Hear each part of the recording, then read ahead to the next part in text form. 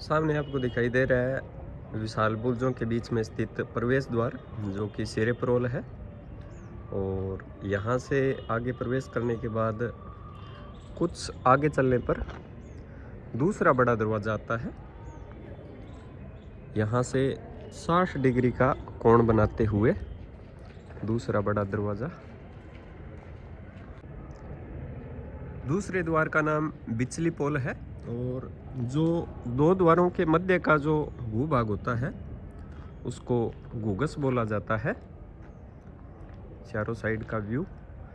प्रथम द्वार से प्रवेश करने के पश्चात दूसरा द्वार, धनुषाकार तोरण,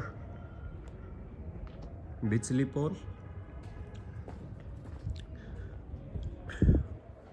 दूसरे दरवाजे में प्रवेश करने के बाद पहले जो दरवाज़ा है उसका एंट्रेंस दिखाई नहीं देता, और दूसरे में एंटर करने के बाद तीसरे का जो प्रवेश द्वार है वो दिखाई नहीं देगा।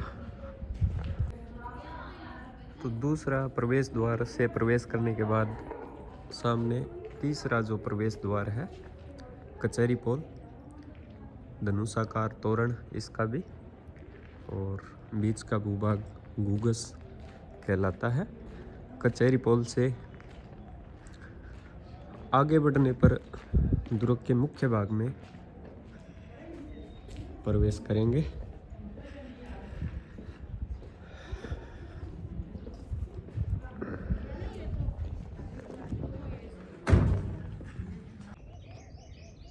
दुर्ग का तीसरा प्रवेश द्वार कचहरी पोल।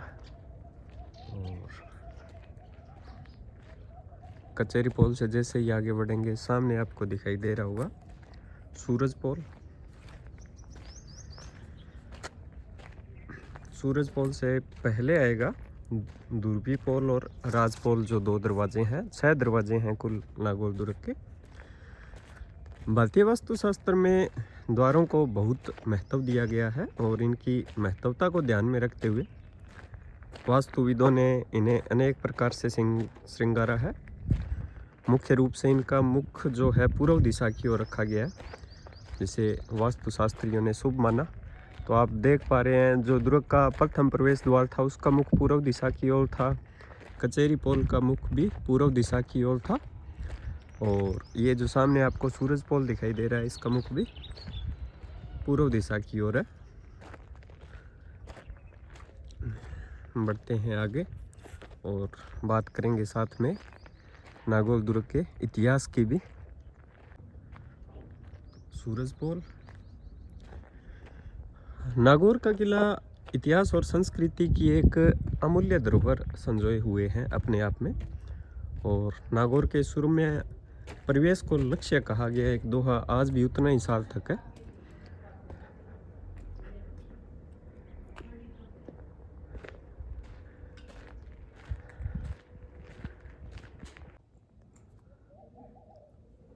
दुर्ग में हाड़ी रानी का महल अन्य जो बाकी के महल हैं उनसे अलग है।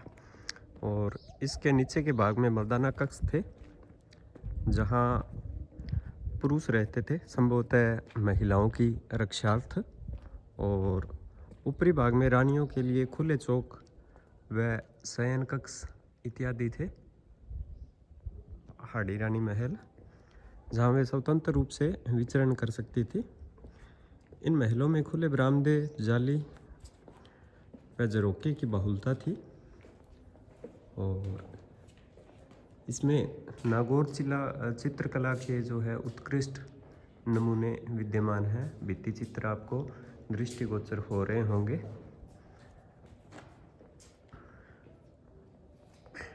ये भित्ति चित्रांकन कोडी के प्लास्टर पर चित्रित किया गया है। उड़ती हुई महिलाओं की आकृतियां, फूल, पत्तियां और युद्ध करते हुए हाथी। तो ये है हाड़ी रानी का महल। 2 मंजिला महल है। जो ऊपर का भाग था वो सामान्यतः महिलाओं के लिए, और जो नीचे का भाग था वहाँ पुरुष रक्षार्थ रहते थे।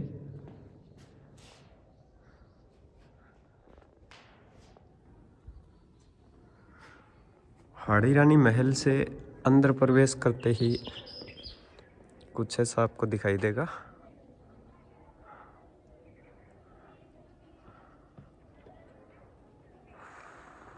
हाड़ी रानी महल से प्रवेश करते ही बाईं साइड में स्थित है महाराजा भगत सिंह जी का महल, जो आपको सामने दिखाई दे रहा हो। तो महाराजा भगत सिंह का जो शासनकाल है वो 1725 से लेकर 1751 ईस्वी तक था। 2 मंजिला भवन है भगत सिंह महल, और उनके राज्यकाल में कई नए महल बनाए और पुराने महल तोड़े गए। और नागौर दुर्ग में यह महल ऊंचाई में सबसे अधिक है। सबसे ऊंचा महल भगत सिंह महल है, और जहां से चारों ओर के चौक व दुर्ग की दीवार और शहर का विहंगम दृश्य देखा जा सकता है। चलते हैं महल के अंदर। 2 मंजिला महल है।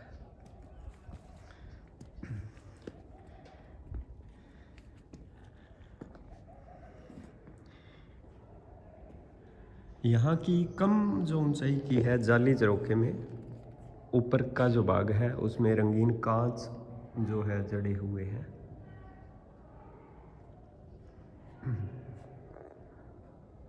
और इसमें भी उत्तम किस्म का जो कोडी प्लास्टर है दिखाई दे रहा होगा आपको, वो किया गया है, कोडी का प्लास्टर।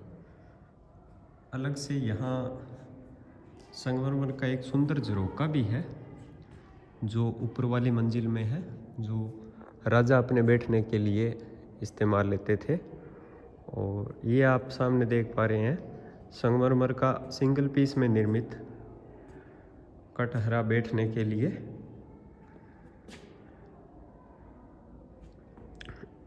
तो महाराजा भगत सिंह महल, ये भगत सिंह महल का ग्राउंड फ्लोर, और यहाँ इसके इतिहास के बारे में अवगत करवाया गया है। और ये भगत सिंह महल का स्ट्रक्चर है, उसका डिज़ाइन।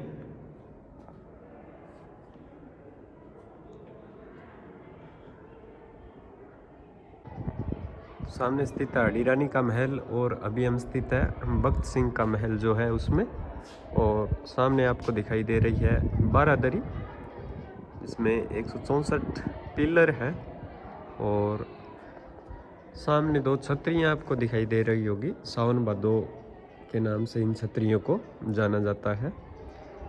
और मुगल पद्धति का भी इसमें वास्तुकला में दृष्टिगोचर होता है।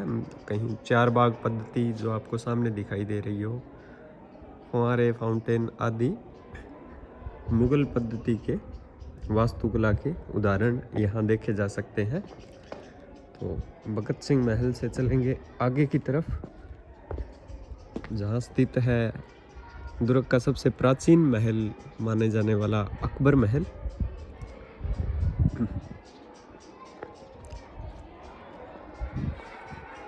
किले का दृश्य, भगत सिंह महल, हाड़ी रानी महल,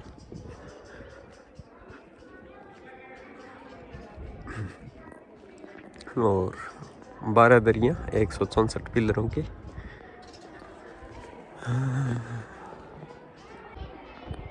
अभी हम खड़े हैं 3 साइड बारादरी बोला जाता है इसे, और बिल्कुल सामने आपको दिखाई दे रहा होगा हाड़ी रानी का महल, और इसके पास में स्थित है भगत सिंह का महल, जो कि दुर्ग की सबसे ऊंची इमारत है।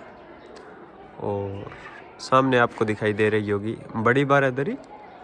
और दुर्ग की सबसे प्राचीन संरचनाओं में से एक जो आपको सामने दिखाई दे रही है अकबर महल, या इसे शीश महल भी बोला जाता है। किंवदंतियों के अनुसार अकबर यहाँ निवास करता था, और इस कारण इसका नाम अकबर महल रखा गया। और 4 बाग पद्धति जो मुगल शैली की इमारतों में खास तौर से दृष्टिगोचर होती थी, वो यहाँ पे आपको दिखाई दे रही होगी। 4 बाग पद्धति, और बीच में फुहारा लगा हुआ है। तो अकबर महल, अकबर महल दुर्ग के सबसे प्राचीन महलों में से एक है, नागौर दुर्ग के। इस महल के आपको दिखाई दे रहा होगा सामने 3 और थंबों वाले खुले बरामदे हैं और दक्षिण की ओर 17 धारों वाला एक फुहारा है जिसका पानी कुंड में आकर वापस गिरता है यहाँ पर, और चारों ओर जालियों से सज्जित है। अकबर महल नागौर दुर्ग की सबसे प्राचीन जो इमारत है वो मानी जाती है। 1570 में नागौर दरबार में यहाँ अकबर उपस्थित हुआ था और कई राजपूत शासकों ने यहाँ आकर अकबर से संधियाँ की और 1570 के प्रवास के दौरान यहाँ पर अकबर ने मुगल राजपूत जो संबंध थे उसमें 3 विवाह जोधपुर और मारवाड़ और जैसलमेर की रियासतों की राजकुमारियों से यहाँ पे किए थे, माना जाता है। तो चलते हैं, इसे बोला जाता है 3 साइड बारादरी। स्ट्रक्चर जो है 3 साइड बारादरी और 4 बाग और सामने अकबर महल। 2 छतरियाँ जो आपको दिखाई दे रही है, सावन और भादो, और सामने बड़ी बारादरी। चलते हैं आगे की तरफ।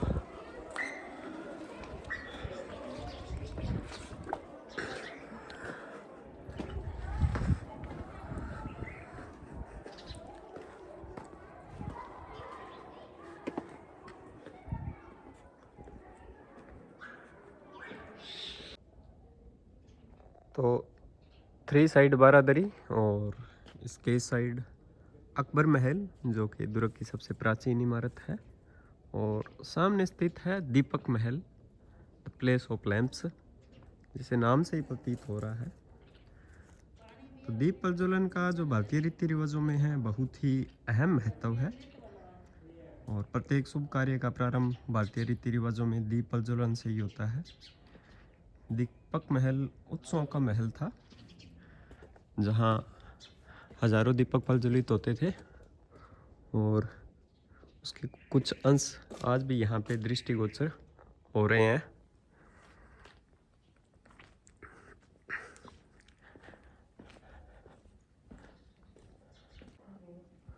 खास उत्सवों आदि पर यहाँ पे हजारों की संख्या में दीपक प्रज्वलित किए जाते थे और उनके साक्ष्य आज भी आप इस धुएं के माध्यम से लगा सकते हैं।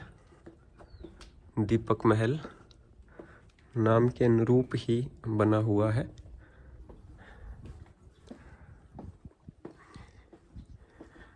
सामने इसके 4 बाग है और इन प्रज्वलित दीपकों से पास आए बगीचों में फुहारों से बहुत ही रोमांचक वातावरण पैदा हो जाता होगा।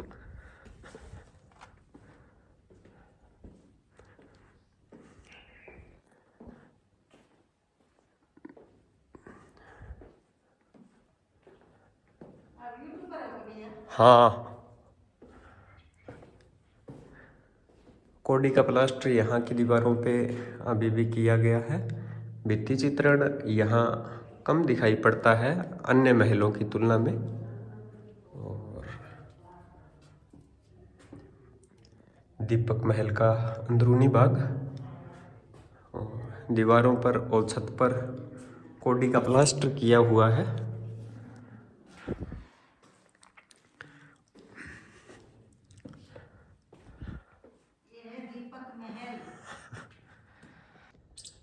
दीपक महल से निकलने के बाद अकबर महल और दीपक महल के मध्य में हमाम पड़ता है, जो गुसल खाना या स्नान घर जिसे बोल सकते हैं।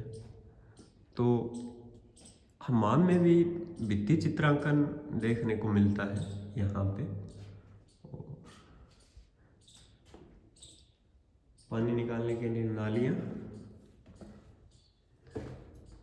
ये बाथ टब टाइप का कुछ होता था, और दीपक वगैरह रखने के लिए स्थान, और कौडी पर भित्ति चित्रांकन जिसमें मैरून, हरे और हल्के पीले रंगों का उपयोग हुआ है इसमें हमाम में।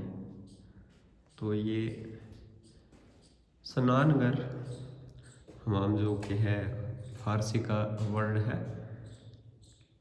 भित्ति चित्रांकन आप कोडी पर जो चित्रित है देख सकते हैं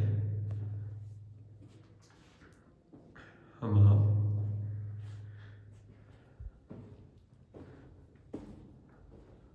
और ये हमाम में स्थित तीसरा कक्ष भित्ति चित्रांकन हालांकि कई स्थानों से धुंधले पड़ गए हैं।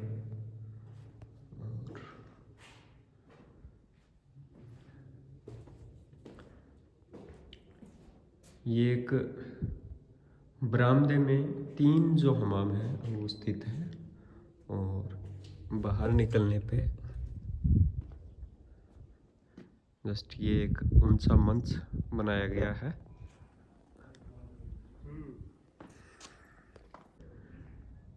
सामने आप देख पा रहे हैं अकबर महल, और 1556 ईस्वी में अकबर आगरा के तख्त पर बैठा था और उसी वर्ष उसके सेनापति पीर मोहम्मद शेरवानी ने नागौर दुर्ग पर अधिकार कर लिया। 16 नवंबर 1570 ईस्वी को अकबर नागौर आया और अकबर ने नागौर दुर्ग में 3 राजपूत राजकुमारियों से विवाह किए। इनमें से जैसलमेर के राव हरराय की पुत्री, बीकानेर के राव कल्याणमल के भाई कान्हा की पुत्री भी थी, और जोधपुर के राजा चंद्रसेन भी नागौर के दुर्ग में अकबर की सेवा में उपस्थित हुआ तथा उसने भी अकबर से मैत्रीपूर्ण संधि की, जो स्वाभिमानी स्वभाव के कारण चल रही इसकी। बाद में चंद्रसेन के भाई उदय सिंह ने अपनी पुत्री जोधा का विवाह अकबर से किया। अजमेर तथा नागौर के मुस्लिम शासक लंबे समय से गुजरात के सुल्तान के अधीन थे। तो अकबर अजमेर तथा नागौर के जो गुजरात के सुल्तानों का प्रभाव मिटाना चाहता था, इसलिए उसने नागौर दुर्ग पर मुसलमानों के स्थान पर हिंदू गवर्नरों की नियुक्त करने की नीति अपनाई। तो जहांगीर और शाहजहां ने भी इस नीति को अपनाए रखा और यह भी ध्यान रखा कि नागौर पर हिंदुओं का ही अधिकार ना हो जाए। इस कारण मुगल बादशाह द्वारा नागौर परगना बड़ी तेजी से जोधपुर, बीकानेर तथा जयपुर के राजाओं तथा राजकुमारों को जागीर के रूप में दिया जाने लगा। नागौर दुर्ग 1570 से 73 ईस्वी तक बीकानेर के महाराजा राय सिंह के पास, 1573 से 87 तक जगमाल कछवाहा के पास रहा। 1587 में बीकानेर के राजकुमार दलपत सिंह राय सिहोत को नागौर परगना मिला। 1588 में माधो सिंह को दिया गया। 1600 ईस्वी में नागौर परगना पुनः महाराजा राय सिंह को मिला। 1605 ईस्वी में जहांगीर ने नागौर परगना महाराणा उदय सिंह के पुत्र सागर को दिया तथा अगले ही वर्ष 1606 ईस्वी में नागौर दुर्ग और परगना पुनः माधो सिंह भगवान दासोत कछवाहा को दिया। 1616 ईस्वी में नागौर का परगना पठान जाउद्दीन को दिया गया और 1624 ईस्वी में नागौर पुनः बीकानेर नरेश सूर सिंह को दिया गया। इसके बाद नागौर दुर्ग जोधपुर नरेश गज सिंह को सौंप दिया गया और जहांगीर की मृत्यु के पश्चात महावत खां शाहजहां की सेवा में उपस्थित हुआ। उसने शाहजहां से कहा कि जोधपुर नरेश गज सिंह ने मेरा सिर काटने के लिए नागौर लिया था, अब मैं इसे पाना चाहता हूँ। तब बादशाह ने नागौर महावत खां के नाम लिख दिया और महावत खां ने अजमेर से अपने अधिकारी भेजकर नागौर दुर्ग एवं परगने पर अपना अधिकार किया। नागौर अमर सिंह राठौड़ की राजधानी के रूप में 1634 ईस्वी के लगभग जोधपुर नरेश गज सिंह ने अपने ज्येष्ठ पुत्र अमर सिंह से नाराज होकर राज्याधिकार से वंचित कर दिया। इस पर अमर सिंह शाहजहां के पास चला गया। शाहजहां ने अमर सिंह को नागौर का दुर्ग देकर स्वतंत्र राजा बना दिया तथा कुछ वर्षों बाद अमर सिंह शाहजहां के दरबार में हुए एक झगड़े में आगरा में मारा गया और अमर सिंह के बाद उसका पुत्र राय सिंह नागौर दुर्ग का स्वामी बना और राय सिंह का पुत्र इंद्र सिंह औरंगजेब की सेवा में रहा। और 1678 ईस्वी में महाराजा जसवंत सिंह की मृत्यु के बाद औरंगजेब ने इंद्र सिंह को जोधपुर का राज्य, राजा का खिताब, खिलत, जड़ाऊ, साज की तलवार, सोने के साज सहित घोड़ा, हाथी, झंडा और नकारा दिया। और इंद्र सिंह ने 2 सितंबर 1679 को बड़े जुलूस के साथ जोधपुर के गढ़ में प्रवेश किया। महाराजा गज सिंह का पुत्र होने के कारण जोधपुर के राठौड़ों ने उसे जोधपुर राज्य का राजा स्वीकार किया, किंतु जब इंद्र सिंह बादशाह की चाकरी में उपस्थित नहीं हुआ तो उसे जोधपुर से हटा दिया गया और नागौर पर इंद्र सिंह का अधिकार बना रहा।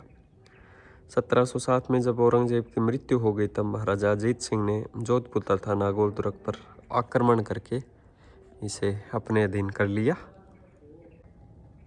भगत सिंह की राजधानी। महाराजा अजीत सिंह के ज्येष्ठ पुत्र अभय सिंह ने अपने छोटे भाई भगत सिंह के माध्यम से महाराजा अजीत सिंह की हत्या करवाई तथा पुरस्कार के रूप में नागौर दुर्ग तथा नागौर परगने का स्वतंत्र राज्य दिया। भगत सिंह ने नागौर दुर्ग तथा उसके आसपास की अनेक मस्जिदें गिरवा दी और उनकी सामग्री से नागौर दुर्ग में अनेक निर्माण करवाए।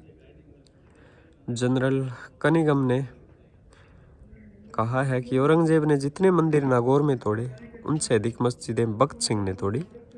इस कारण नागौर की शहरपनाह में अरबी फारसी के कई लेख उल्टे पुल्टे चुने हुए हैं। और जोधपुर नरेश अभय सिंह की मृत्यु के बाद महाराजा अधिराज भगत सिंह ने जोधपुर राज्य पर अधिकार कर लिया। तब नागौर दुर्ग पुनः जोधपुर राज्य के अधीन हो गया तथा स्वतंत्रता प्राप्ति तक यह जोधपुर राज्य के अंतर्गत रहा। तो अकबर महल या शीश महल चित्रांकन और पीछे की ओर अकबर महल के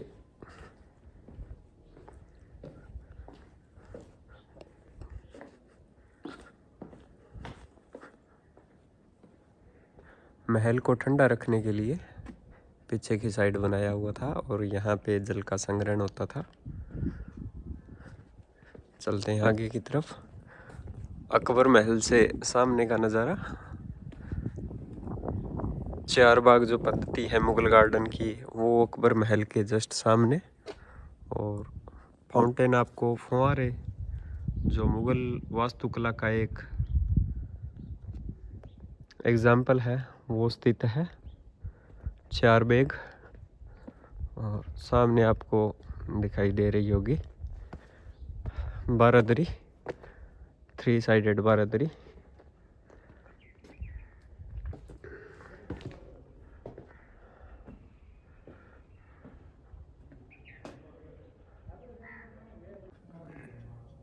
नागौर दुर्ग के इतिहास की अगर बात करें तो प्राचीन क्षत्रियों द्वारा बनाए गए दुर्गों में से एक है और माना जाता है कि इस दुर्ग के मूल निर्माता नाग क्षत्रिय थे। नाग जाति महाभारत काल से ही कई हजार साल पुरानी थी और यह आर्यों की एक शाखा थी तथा इस वाकुवंश से किसी समय अलग हुई थी नाग जो जाति है। महाभारत काल में नागों तथा कुरीवंशी आर्यों के बीच राजनीतिक सत्ता को लेकर विकट संघर्ष हुआ, जिसके चलते बहुत से लोग नागों को आर्यों से विलग जाति मानने लगे। और महाभारत काल के जन्मेजय यज्ञ के बाद यद्यपि नागों को बहुत क्षति हुई, किंतु कालांतर में एक बार नागों का फिर से अभ्युदय हुआ जो मगध के गुप्त वंश के उदय होने तक चलता रहा। और गुप्तों ने नागों के छोटे छोटे राजाओं के रूप में राज्य किया और वर्तमान नागौर भी उन्हीं नागों की एक राजधानी थी और उन्होंने ही यह नागदुर्ग या नागौर दुर्ग बनवाया था जो अहिछत्रपुर या अहिछत्रगढ़ के नाम से भी विख्यात हुआ। और कालांतर में जब चौहानों और परिहारों परमारों का इस क्षेत्र में अभ्युदय हुआ तो नाग संभवतः कोटा की ओर खिसक गए और यह क्षेत्र चौहानों के अधीन रहा।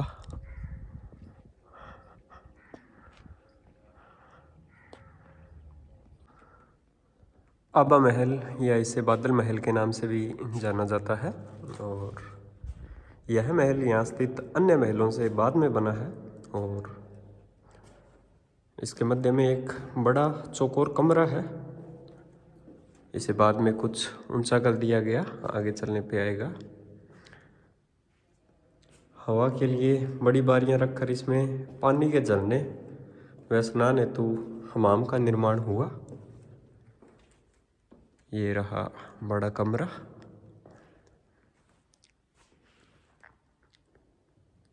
इसके पूरी बाकी दीवारें देख पा रहे हैं आप, बेल बूटेदार चित्रों से श्रृंगारित है और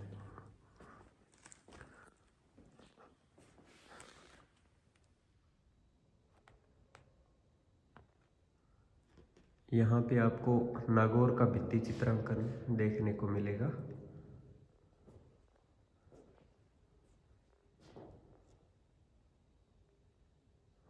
उड़ती हुई महिलाओं की आकृतियाँ, इससे मुगल शैली का प्रभाव दृष्टिगोचर होता है भित्ति चित्रांकन पर।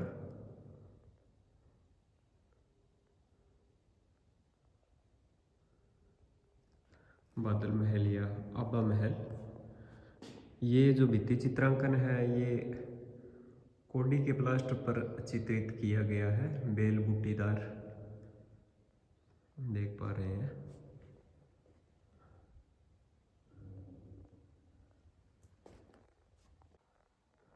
राठौड़ों के शासनकाल में नागौर की चित्रकला राठौड़ चित्रशैली कहलाती थी और राठौड़ चित्रशैली में जोधपुर, बीकानेर, किशनगढ़ तथा नागौर उपशाखाएं मानी जाती है।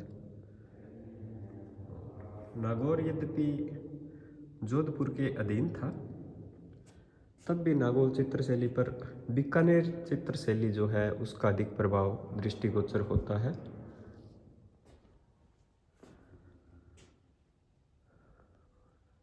भित्ति चित्रांकन की परंपरा की अगर यहाँ बात करें तो भगत सिंह का जो शासनकाल था, नागौर दुर्ग में भित्ति चित्रांकन उन्होंने बड़ी मात्रा में करवाया।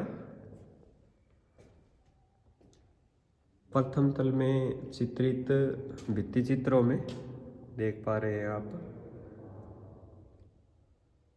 स्त्रियों के भरे हुए अंडाकार चेहरे, धड़ के ऊपर का लंबा भाग, तीखी नाक, छोटी आंखें, इस चित्रण की विशेषताएं थी। और बादल महल में ही आपको अन्य चित्रों में वार्तालाप और नृत्य करती हुई स्त्रियां देख सकते हैं। संगीत का आनंद उठाते राजकुमार,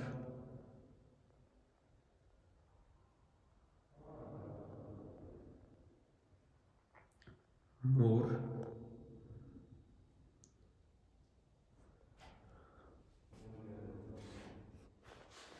ऊपर के भाग से भित्ति चित्रांकन अभी नदारद हो चुके हैं। उमड़ते हुए गोल बादल दिखाए गए हैं, इसके आधार पर इसे बादल महल कहा जाता है।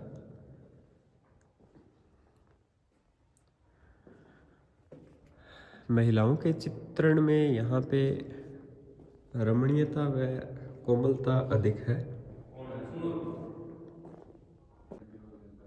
बादल महल या आबा महल से निकलने के बाद बारादरी,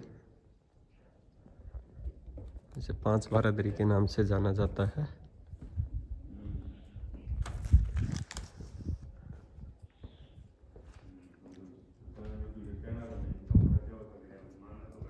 पास में स्थित है तालाब और 2 छतरियां,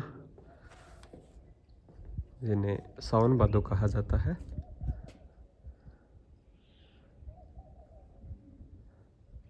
दुर्ग का सबसे नवीनतम महल आबा महल, बहुमंजिला 2 मंजिला इमारत है ये।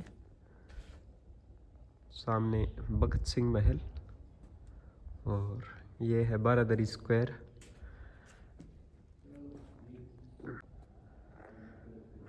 नागौर द्वारा निर्मित नागौर दुर्ग महाभारतकालीन अन्य बहुत सी दुर्गों की भांति मूलतः मिट्टी का बना था। तिथियां बदलती रही और यह दुर्ग भी काल के थपेड़ों को सहन करता हुआ बदलता रहा। आज नागौर दुर्ग का जो वर्तमान स्वरूप दिखाई देता है, यह महाराजा भगत सिंह के समय का प्रतीत होता है। अधिकांश संरचनाएं, इसमें से कुछ संरचनाएं अत्यधिक पुरानी है और कुछ संरचनाएं उनके बाद की भी है। प्राचीन शिलालेखों और साहित्यिक ग्रंथों में इसके नागदुर्ग, नागौर, नागपुर, नागाना, नागपट्टन, अहिपुर, अहिछत्रपुर इत्यादि विभिन्न नाम मिलते हैं।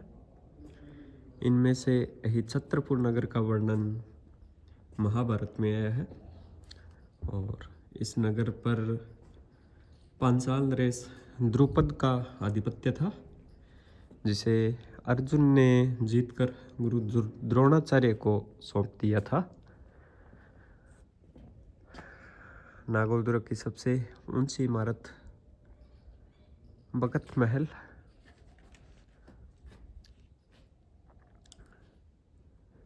नागौर का दुर्ग नागो द्वारा ईसा की दूसरी अथवा तीसरी शताब्दी में बनवाया गया और उसके चारों ओर नागौर बस गया। और नागौर था रेगिस्तान के द्वार पर बसा है। उस काल में जो नागौर का स्वामी होता था, वह सारे रेगिस्तान का अधिपति होता था। जब मगध में गुप्तों का शासन हुआ तो उन्होंने पश्चिमी राजस्थान में स्थित छोटे छोटे राज्यों एवं गणराज्यों को अपने अधीन किया और कालांतर में परमारों ने उन्हें अपदस्थ कर अपना राज्य स्थापित किया। और इस आशय का एक दोहा भी है, परमारा रुधाविया नाग या पाताल, रया बापड़ास या किन्नरी जो मैं चाल। और तराइन के दूसरे युद्ध 1192 ईस्वी में पृथ्वीराज चौहान की पराजय के फलस्वरूप नागौर का जो किला है मोहम्मद गोरी ने हस्तगत कर लिया और गुलाम वंशी सुल्तान कुतुबुद्दीन ऐबक की मृत्यु के उपरांत नागौर स्वतंत्र हो गया, जिस पर इल्तुतमिश ने फिर से अधिकार किया। और इल्तुतमिश के गवर्नर शम्स खां ने भी दुर्ग में कुछ निर्माण करवाए थे नागौर दुर्ग में। दिल्ली के सुल्तान नासिरुद्दीन की मृत्यु के बाद गयासुद्दीन बलबन दिल्ली का सुल्तान बन गया और 1226 ईस्वी में उसकी मृत्यु हुई। उसकी मृत्यु होने तक नागौर दिल्ली सल्तनत के अधीन बना रहा।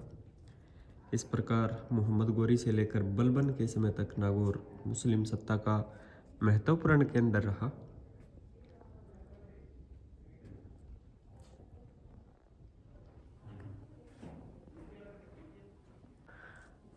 किंतु बाद में बलबन के मरते ही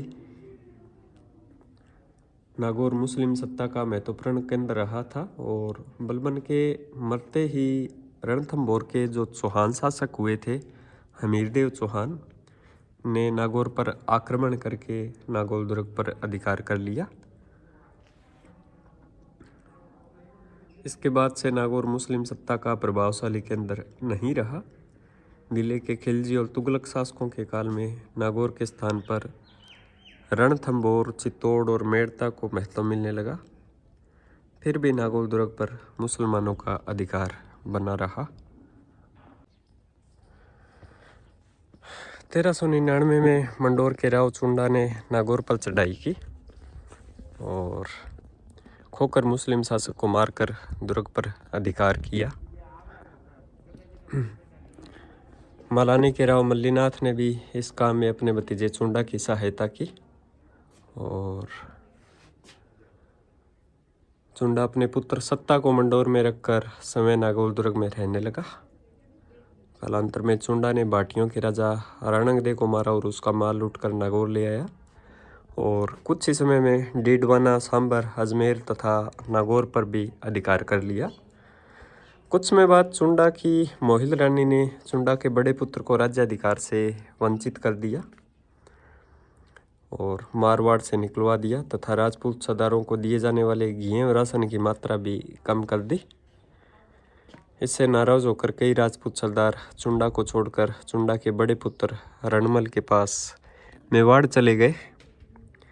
जब यह बात राठौड़ों के शत्रुओं बाटी मुसलमानों को ज्ञात हुआ तो उन्होंने एक साथ मिलकर नागौर दुर्ग पर आक्रमण किया और चुंडा ने उनका सामना किया तथा 15 मार्च 1423 ईस्वी में लड़ते हुए काम आए और नागौर पर मोहम्मद फिरोज का अधिकार हो गया। चुंडा के निधन के बाद उसका बड़ा पुत्र रणमल मेवाड़ छोड़कर वापस मारवाड़ आया और महाराणा मोकल ने रणमल को मारवाड़ का राज्य वापस दिलवाने के लिए नागौर पर आक्रमण किया और 1427 ईस्वी में मोहम्मद फिरोज से नागौर छीनकर रणमल को दे दिया। फिरोज इस युद्ध में मारा गया। संभवतः यह अधिकार बहुत कम समय तक ही रह पाया तथा फिरोज के भाई मुजाहिद खान ने नागौर दुर्ग पर अधिकार कर लिया। दुर्ग के लिए गुहिलों मुसलमानों में संघर्ष बाद में जो हुआ और 1447 ईस्वी के लगभग कायम खान नागौर दुर्ग का शासक था और उसके बाद मुजाहिद खां के भतीजे शम्स खां द्वितीय ने नागौर दुर्ग पर अधिकार कर लिया। 1453 में मालवा के शासक मोहम्मद शाह खिलजी ने नागौर पर आक्रमण किया किंतु नागौर के शासक ने गुजरात के सुल्तान की सहायता प्राप्त कर ली और महमूद सांबर से ही चुपचाप लौट गया और कुछ समय बाद मुजाहिद खां उसके भाई फिरोज खां तथा फिरोज खां के पुत्र शम्स खां के बीच झगड़ा हो गया। शम्स खां मेवाड़ के महाराणा कुंभा की सहायता ले आया और शम्स खां ने महाराणा से वायदा किया कि वह महाराणा की अधीनता में रहेगा तथा नागौर का परकोटा गिरा देगा और इस पर महाराणा ने मुजाहिद खां को नागौर से निकाल बाहर किया तथा शम्स खां को नागौर का शासक बना दिया और नागौर हाथ में आते ही शम्स खां ने आंखें बदल ली और महाराणा को दत्ता बताकर गुजरात के सुल्तान की सहायता प्राप्त करने नागौर को गुजरात के अधीन घोषित कर दिया और अपनी लड़की का विवाह भी गुजरात के सुल्तान से कर दिया। महाराणा ने शम्स खां को भी नागौर से निकाल बाहर किया और शम्स खां गुजरात के सुल्तान की सेवा में पहुंचा तो सुल्तान कुतुब खां ने अपने सेनापति अमीचंद और मलिक गद्दाई की विशाल सेना देकर शम्स खां वहां से भाग गया और 1456 में सुल्तान स्वयं युद्ध करने आया किंतु महाराणा ने उसे भी भाग जाने पर मजबूर कर दिया। इस पर गुजरात एवं मालवा के सुल्तानों की संयुक्त सेनाओं ने महाराणा पर आक्रमण किया तथा नागौर पर अधिकार कर लिया। कुछ दिनों बाद महाराणा ने पुनः गुजरात के सुल्तान से नागौर छीन लिया।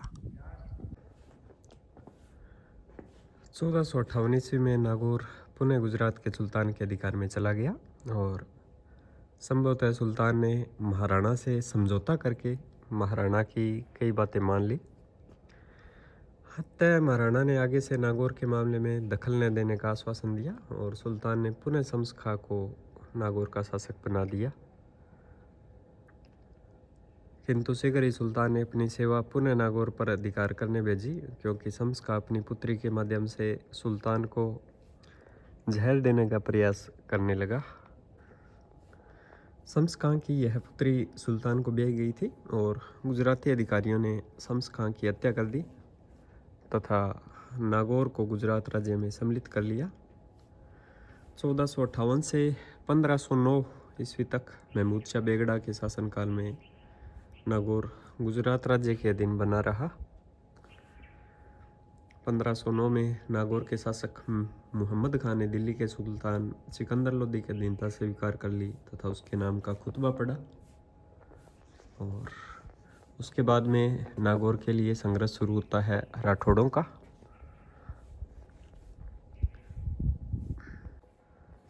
(1467) में रावजोधा ने जोधपुर दुर्ग का निर्माण करवाया और उसके पुत्र मारवाड़ पर अधिकार करने चल पड़े। राठौड़ों की इस बढ़ती हुई शक्ति के कारण मुस्लिम शासक मारवाड़ के इतिहास में हाशिए की तरफ खिसकने लगे। फिर भी वे नागौर पर अपनी पकड़ ढीली नहीं करना चाहते थे। अतः नागौर पर मुसलमानों ने फिर से अधिकार कर लिया।